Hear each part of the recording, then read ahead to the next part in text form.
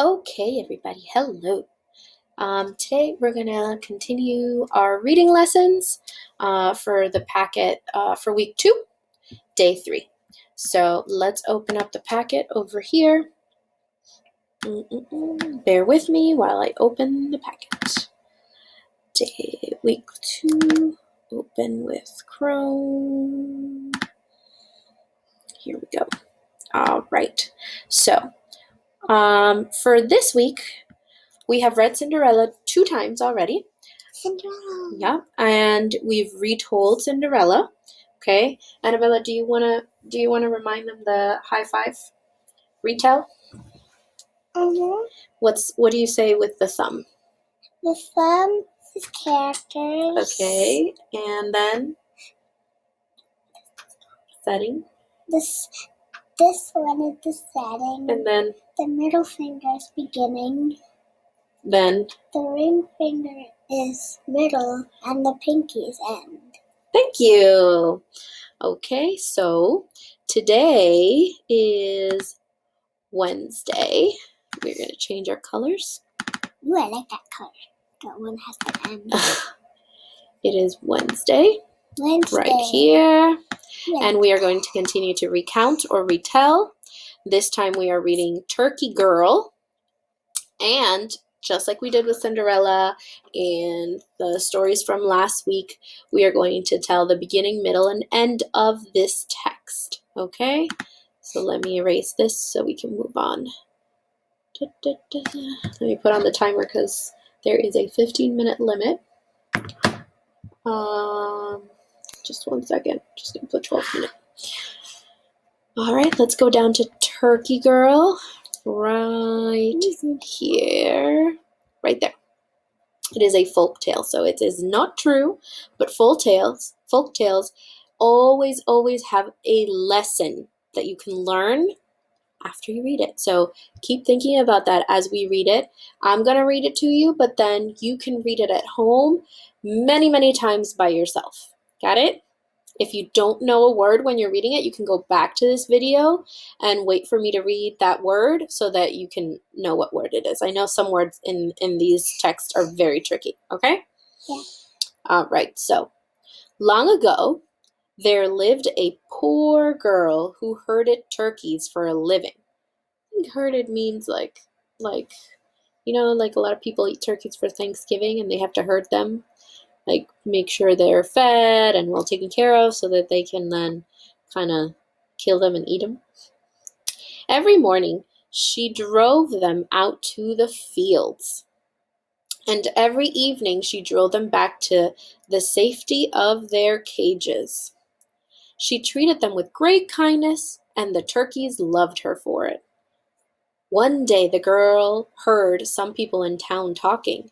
They wanted to go to the dance of the sacred bird.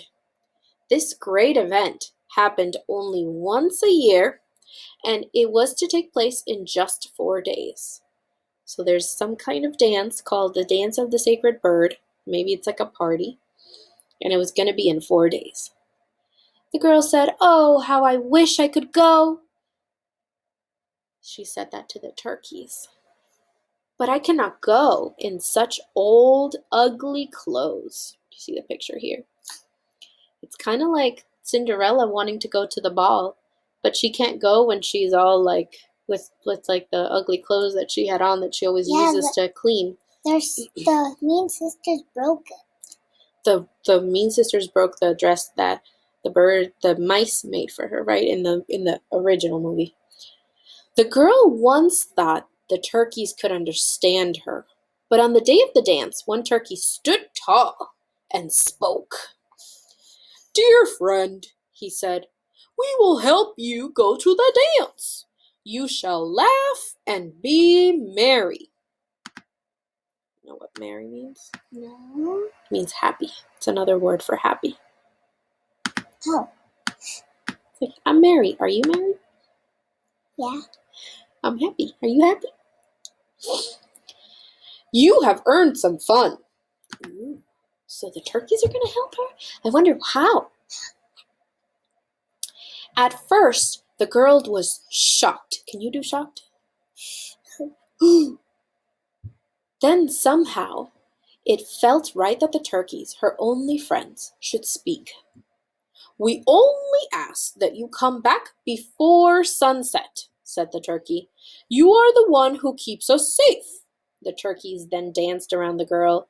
They turned her old, ragged clothes into a beautiful white dress. The girl thanked the turkeys again and again. She promised them that she would return before sunset, kind of like Cinderella had to return before midnight. Then she turned and ran down the path toward the town so that she could go to this dance. At the dance, no one knew the girl in her new dress. No one recognized her because she always had really ugly clothes. Everyone praised her beauty. Praise means like everybody was shouting, "Oh my God, she's beautiful!" Or maybe they were thinking about it. Maybe they were telling a friend, "Did you see that? She's really, really, really, really beautiful." And all the young men wanted to dance with her. She was having so much fun that she forgot all about her friends, the turkeys. She forgot about the turkeys. Oh no, what's going to happen to them? Finally, the sun set. The turkeys wondered why the girl had not returned. "She has forgotten us," one of them said. "For that reason, we will give her no more help. Come, let us move up into the hills. Our keeper is not as kind as we had once hoped." When at last the dance ended, the girl ran back to the fields. She looked for the turkeys everywhere, but they were gone. As she stood there, sad and alone, her dress turned back into rags, she was the poor turkey girl once more. Boys and girls, what lesson do we learn from this? What did the girl do that none of us should do? If somebody helps us, should we forget about that person who helped us? Well, if you show a little bit of kindness, like the turkeys showed a little bit of kindness to the girl by turning her old ragged clothes into a really beautiful white dress, then what kind of kindness were the turkeys expecting her to do for them? What kind of kindness did the turkeys want in response to that? Kindness. Yeah, but what kind of kindness? What did they ask her to do? What did they ask the girl to do after the dance? The girl, They told her, the turkey said, come back before sunset. Yeah. And that was the only nice thing she needed to do because the turkeys reminded her, "You take care of us. So if you don't come back, nobody's going to take care of us." But did she? Was it fair for her to not come back after they did such a nice thing for her? No. All right. So boys and girls, today, Wednesday, hold on one second, sweetie. Okay. You are going to first out loud, I want you to say who the characters are, the setting, then the beginning, middle, and end of this folk tale, okay? So, boys and girls, who are the characters? Who are the characters of this story? Who are the characters? The turkeys Mm-hmm.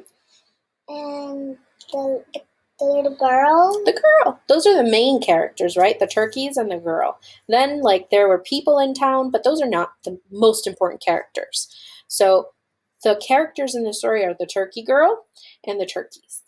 Where was this story taking place? Outside. It seemed like it was outside in the field and outside in the town. Or outside in the garden. Yeah, and it seems like it was in the morning too, or during the day, because she was taking care of the turkeys, and then she went to the dance at night, and then she returned she returned after sunset, so it was daytime again.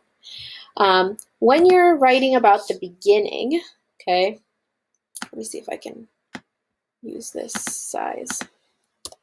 Ooh, yay. When you're writing about the beginning, you always start with you could start first. You could start when the story started with a girl who, okay? Those are two different ways you can start the story. So first, let me see.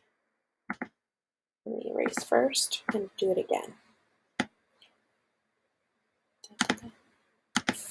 First, there was a turkey girl who took, hold on one second. I'm gonna make sure to erase all of this. Woo! Woo, woo, woo, woo, woo. There we go. Okay. First, there was a turkey girl who took care of all the turkeys. Beautiful. When you are writing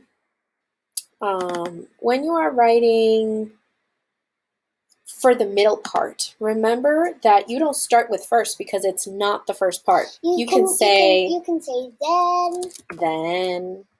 You could say next. Or you can say suddenly if something happened. Or you can say and. Or you could say and.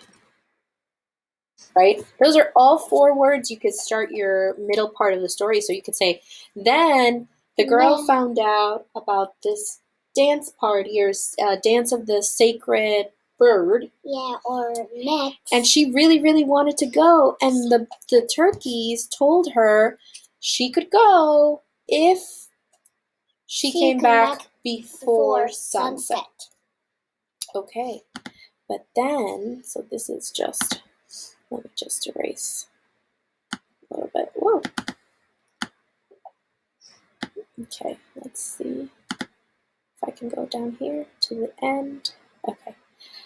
And then at the end,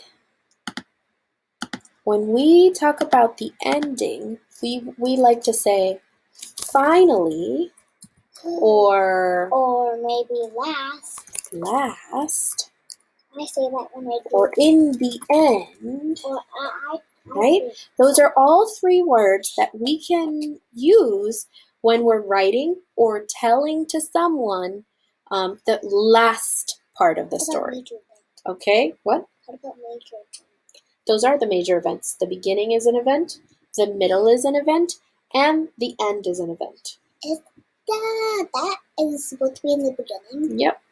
So, boys and girls, your job today is to listen to me read Turkey Girl, think about how to retell the beginning part of the story, the middle part of the story, and the ending, and learn from what this turkey girl did to those turkeys. And don't do it to anybody else. Be kind. If someone is kind to you, be kind to them too. If someone is doing a favor, then whenever they need a favor, you can also do it if you can. So, one second, sweetie. So, your job today is to reread Turkey Girl, retell it, and then write the beginning, the middle, and the end. Send me. Sorry, guys. Send me pictures.